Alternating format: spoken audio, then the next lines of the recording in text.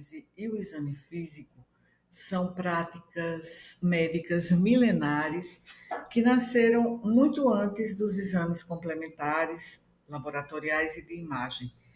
Neste vídeo, eu quero voltar a discutir brevemente sobre suas origens desde a medicina hipocrática, né? Não no período pré-hipocrático, mas a partir da medicina hipocrática e entender como se tornaram a base do encontro clínico até os dias atuais. Fui professora de História da Medicina e da Bioética durante muitos anos. E naquela época, eu tive a oportunidade de revisitar constantemente, de forma bastante satisfatória, as origens do nosso ofício.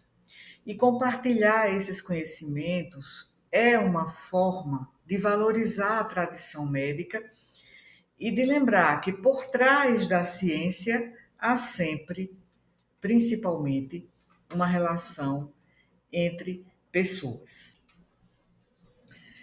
Hipócrates dizia que é mais importante conhecer que tipo de pessoa tem uma doença do que saber que tipo de doença a pessoa tem.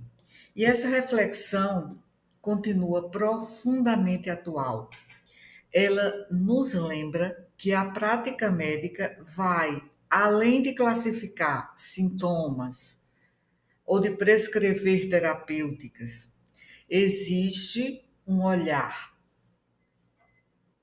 atento para a singularidade de cada paciente, sua história de vida, suas crenças, seus valores e tradições, suas fragilidades e suas potencialidades. Então, partindo dessa premissa, eu não queria falar apenas do pai da medicina, Hipócrates, mas eu queria citar aqui 10 figuras que são responsáveis pelo desenvolvimento e evolução, podemos dizer assim, da prática médica, da prática clínica e do diagnóstico físico moderno. Diagnóstico, digamos assim, diagnóstico médico moderno, não só físico. Hipócrates, Vesalius, Morgane, Seidenian, Auenbrugger, Corvisart, Laennec, Louis, Müller e Osler. William Osler, que já é considerado o pai da medicina moderna. Então, de Hipócrates a Osler. E suas realizações formam como um fio, né? Um fio de ouro que corre por toda a história do mundo. E é continuada, ela é consecutiva, né? E representa o trabalho dos melhores homens em eras sucessivas. Isso o próprio William Osler dizia. Então, o conjunto de informações que eu quero sintetizar aqui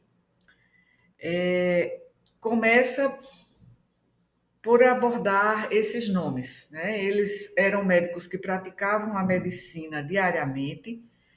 A história de suas realizações serve para estimular o espírito de investigação em cada um de nós e ressalta a obrigação que temos de contribuir, cada um de nós, para esse conjunto de conhecimento. Então, eu queria traçar brevemente a evolução histórica desse diagnóstico clínico moderno. E o conhecimento dessa evolução, ela proporciona uma base sobre a qual os nossos estudantes de medicina constroem o domínio da arte e da ciência do diagnóstico. Então, 7 principais desenvolvimentos cruciais nos últimos 3.000 anos moldaram o diagnóstico físico como o conhecemos hoje. Hipócrates e seus discípulos lançaram as bases ao estabelecer a medicina como uma profissão e ao declarar que ela tem uma base racional e não mágico-religiosa ou apenas mágico-religiosa. O segundo desenvolvimento foi a retomada da dissecação de corpos humanos para fins educacionais, começando já no século XIII, na Itália, e aí, depois disso, Vesalius foi capaz de publicar um texto bem preciso da anatomia humana em 1543. E Morgani de estabelecer a anatomia mórbida, ou seja, a anatomia patológica ou patologia, como uma disciplina em 1760, 1761, 62. E o terceiro desenvolvimento que eu queria destacar foi a definição de doença de Thomas Seidenian. Entre 1666 e 1687, levando ao conceito nosológico de doença. E o início real do diagnóstico físico, diagnóstico clínico, ocorreu com a descoberta da percussão por Auenbrugger, em 1760, e depois sua difusão por Corvisart, em 1808. E René Laennec, o impressionante médico francês, inventou o estetoscópio em 1816, começando um século de desenvolvimento, digamos assim, vertiginoso, explosivo no diagnóstico físico, do diagnóstico clínico. E a escola francesa, ainda exemplificada por Pierre-Louis, sintetizou os desenvolvimentos anteriores e colocou o diagnóstico clínico em uma fase bastante promissora, com uma base na cabeceira, né, à beira do leito do paciente e também na sala de necrópsias durante o período que vai de 1800 a 1850. E aí a escola alemã, personificada por Johannes Müller, lançou as bases para a ciência experimental de laboratório entre 1830 até 1900. Então, esses 6 desenvolvimentos foram aplicados à educação médica pelo patrono da medicina moderna, William Osler, na clínica médica da Universidade Johns Hopkins, em 1893, revolucionando a educação médica e a prática da medicina na América e no mundo ocidental. Então, esses foram realmente desenvolvimentos cruciais para a evolução da prática clínica. E houve também uma série de desenvolvimentos importantes, além desses 7 passos cruciais que eu mencionei. O método de ensino à beira do leito, desenvolvido por Boerhaave em Leiden, por volta de 1700. O desenvolvimento de instrumentos de precisão, como o termômetro, o microscópio, o oftalmoscópio, o quimógrafo, o esfigmomanômetro e também a descoberta dos raios-x. Aí a migração urbana na Europa, no final dos anos 1700 e início dos anos 1800, juntamente com o desenvolvimento do sistema hospitalar francês, tornou disponível aos médicos uma concentração de nosologias, né, de agravos à saúde humana, nunca visto antes. E a ascensão da universidade alemã e americana teve uma profunda influência na medicina, a partir daí. E mais uma vez, o gênio William Osler entrelaçou todos esses fios no tecido que estabeleceu o diagnóstico clínico e a educação médica como existem hoje. Bem, o diagnóstico clínico, como disse inicialmente, teve suas origens na medicina grega. A medicina clínica floresceu, claro, antes dos gregos, especialmente no Egito, Creta, Babilônia. E, sem dúvida, os gregos foram muito influenciados por esses médicos precursores, mas os escritos desses países não se tornaram parte do mainstream da civilização ocidental, como ocorreu com os dos gregos. Eles faziam uma história cuidadosa e praticavam a ausculta direta. Eles eram mestres da observação. E suas descrições de pacientes podiam se encaixar, se enquadrar em textos modernos sem tantas mudanças. Então, como a medicina grega floresceu cedo, né, Homero, na Ilíada, mais ou menos 1.200 anos antes de Cristo, descreveu 141 feridas e usou 150 termos anatômicos.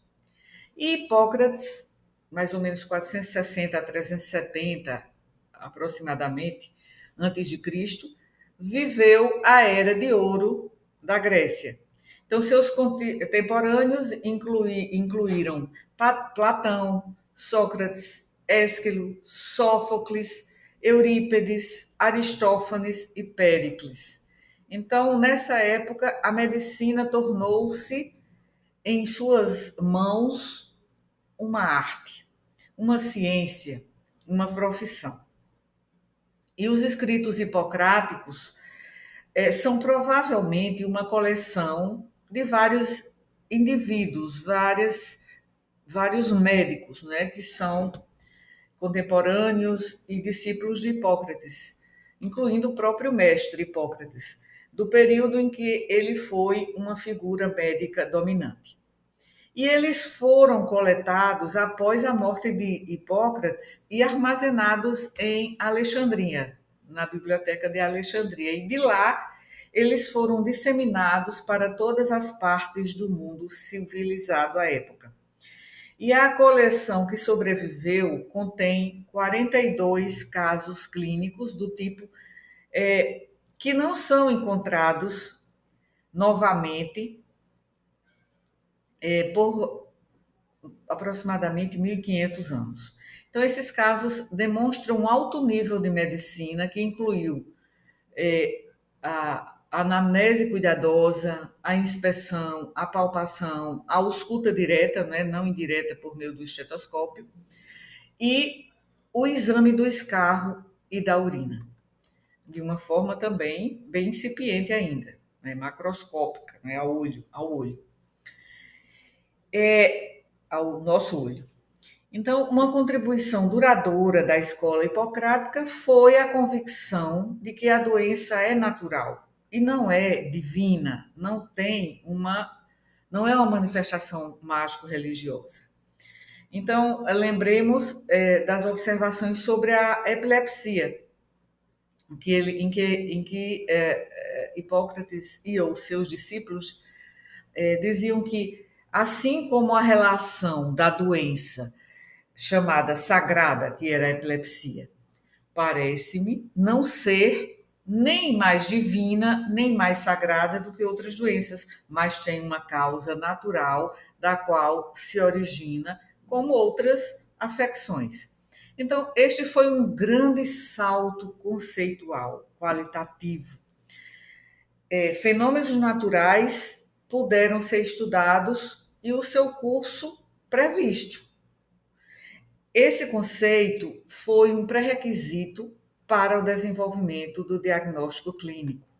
Então, os gregos não desenvolveram um conhecimento preciso de anatomia e de patologia humanas. A dissecação de corpos não ocorreu naquela época, exceto por um breve período em Alexandria, no século III a.C., no século III a.C. E os gregos não tinham nenhum conceito de nosologia.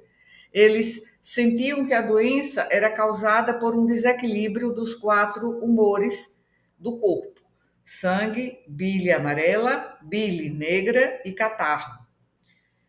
E os desenvolvimentos nessas 3 frentes, em anatomia, patologia e nosologia da doença, não começaram a ocorrer pelo menos até o século XIII.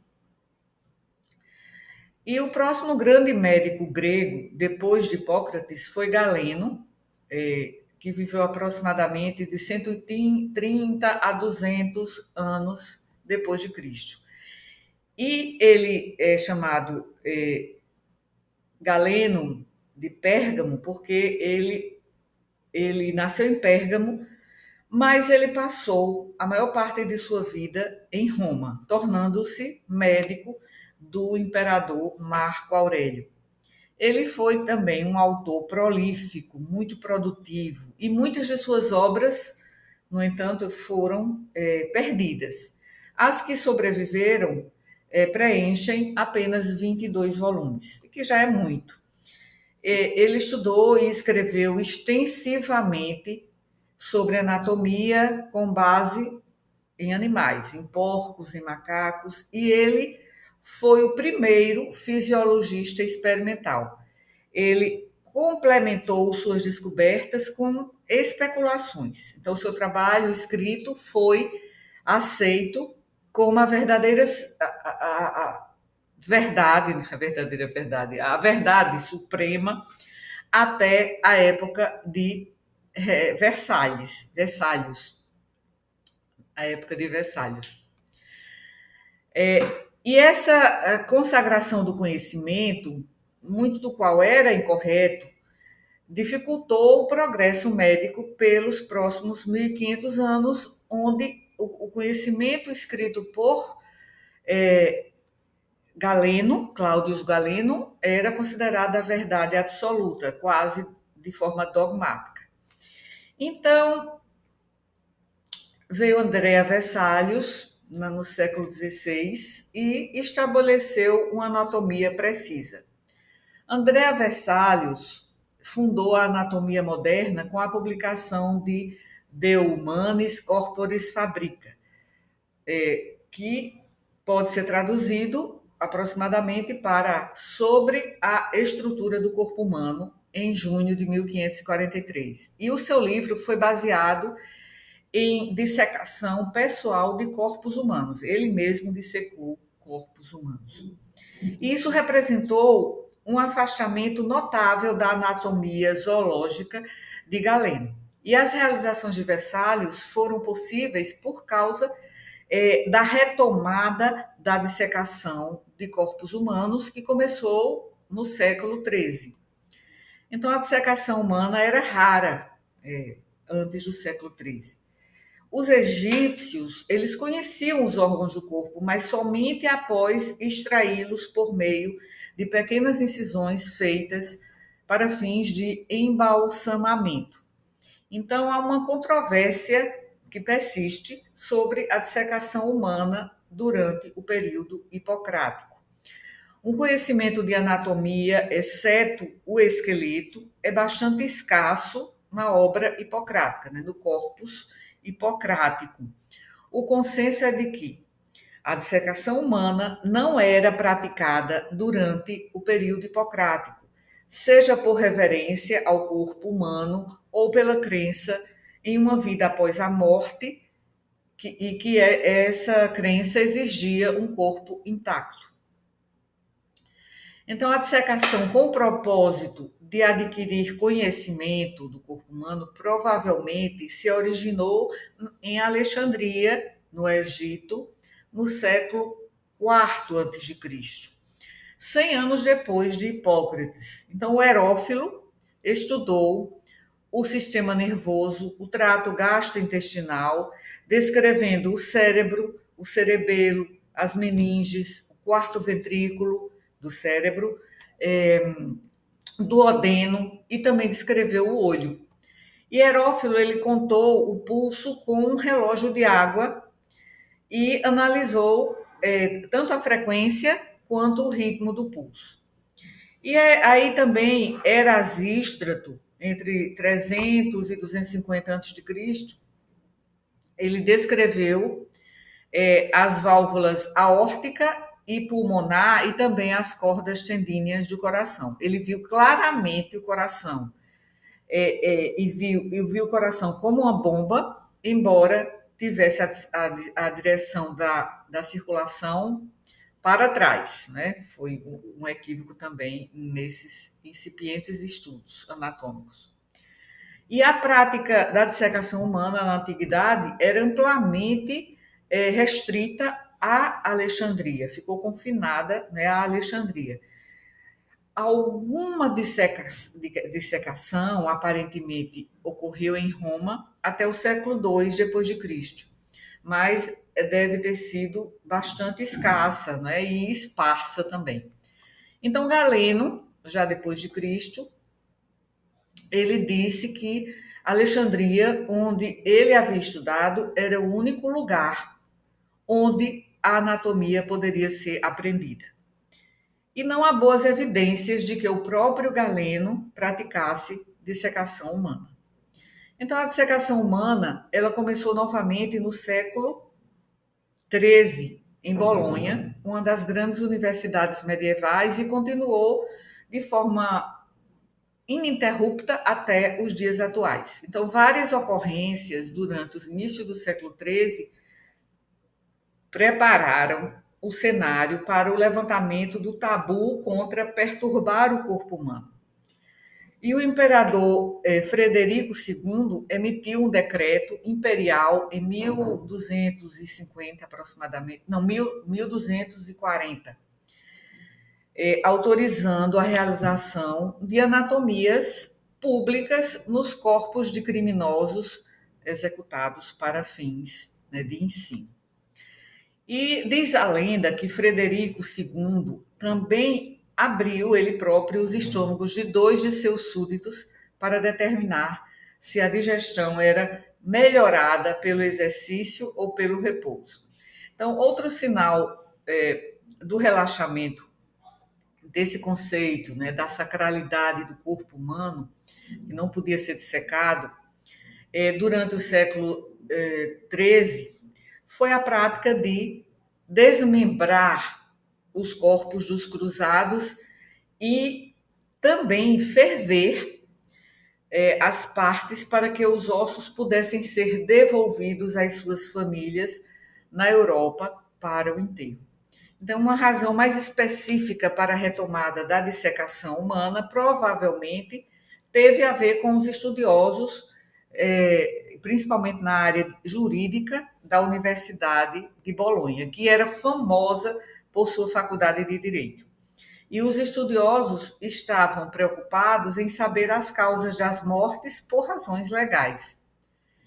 Então, Mondino de Bolonha, mais ou menos nos anos 1280, 1320, ele foi o antecessor de Vesalius na fundação da anatomia.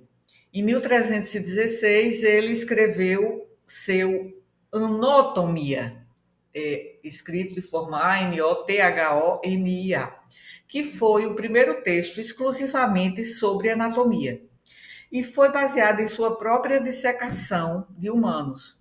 E esse livro, Anotomia, ele foi publicado em Pádua em 1400, lá para os fins já dos anos 1480, e passou por 32 edições e traduções, né, ao longo do tempo. Então, era um manual não ilustrado, era um manual de dissecação e não um texto anatômico formal, propriamente dito. E o seu método era começar com as vísceras abdominais, depois ir para o tórax e para o pescoço. Então, o livro de Mundino termina com a abertura do crânio. Então, esse livro ele era o favorito dos alunos e era amplamente utilizado. Então, esse trabalho de Mundino foi continuado por seus alunos e a dissecação se tornou mais popular. E uma dissecação pública, mesmo assim, que passou a ser feita em público, foi registrada em Pádua em 1340. Então, dissecações públicas foram decretadas na Universidade de Montpellier em 1366, 1368, em Veneza. Aconteceu já um pouco depois, talvez 1369, 1370, e depois em Florença, já no final dos anos 1380. 1388, 1390. E em Pádua, um teatro anatômico foi construído em 1445. E esses eventos, eles prepararam o cenário para Versalhes no século XVI. Então, Versalhes nasceu em Bruxelas, na Bélgica, em 1514, né? Ou talvez 1515. Ele era filho de uma família flamenga que estava na medicina há muitas gerações. Dizia-se que ele se interessava por anatomia mesmo quando era muito jovem e já dissecava camundongos, ratos, cães e gatos. Então, ele estudou anatomia em Paris com Silvius, o famoso Silvius do Aqueduto de Silvius, que Silvius foi um famoso estudioso que declarou que Galeno era infalível, né? Aquele dogma que permaneceu por 15 séculos, mais ou menos, de que tudo que Galeno descreveu era completamente correto. E depois se verificou que não, né? Em 1537, o o Vesalius, Andreas Vesalius, ele foi para Pádua, onde recebeu o seu diploma como médico. E nos 5 anos seguintes, Vesalius trabalhou prodigiosamente como professor de medicina e cirurgia, quebrando a tradição ao realizar pessoalmente todas as dissecações. E no final desses 5 anos, ele publicou o Fabrica, né?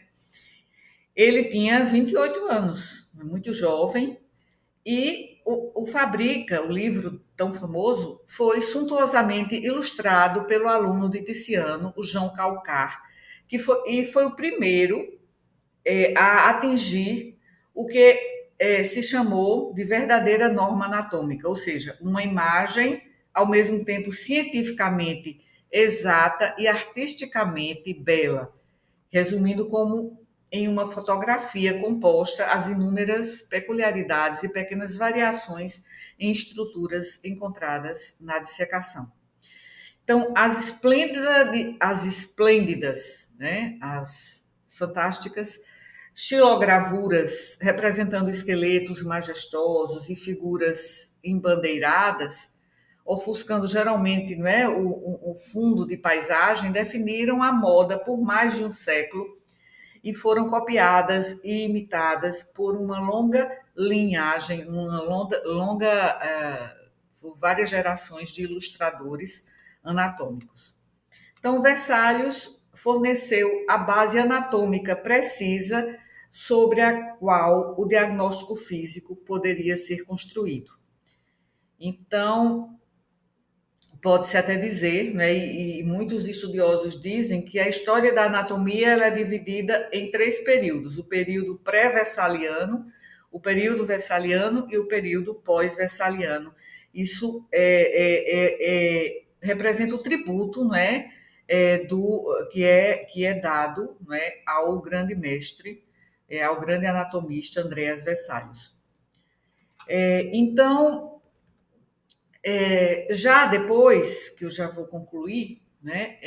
Então, já acabei me estendendo, mas a partir do próximo vídeo dessa série, eu vou falar sobre a nosologia, como surgiu a nosologia, e posteriormente, já seguindo mais ou menos uma ordem cronológica, né?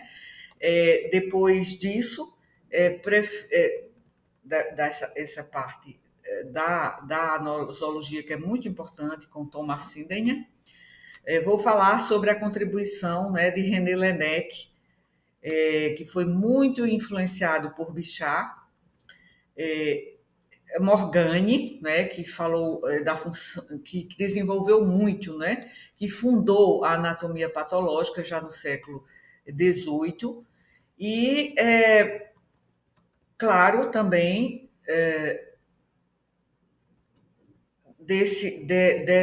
nessa evolução, né, nessa linha histórica. Vou falar de outros autores que são também menos conhecidos, mas vou mencionar a contribuição de Hermann Boerhaave, né, que correlacionou resultados da autópsia com o que foi encontrado, né, à beira do leito. Né? Então,